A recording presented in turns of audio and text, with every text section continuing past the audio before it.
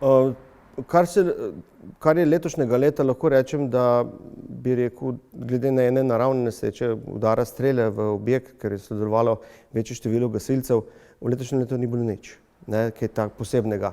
So bile pa tehnične nesreče, prometne nesreče s smrtnimi izidi, kateri so seveda tudi za gasilce zelo neugodne, tisti, ki seveda sodelujejo na tisti prometni nesreči, ko je pač oseba preminula.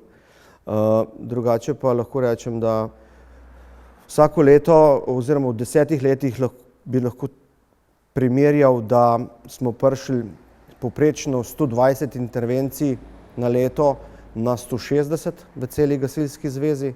Seveda to veliko večino pobere tudi Sevnica. Ko govorimo pa o požarih, pa je spet odvisno od letnega časa.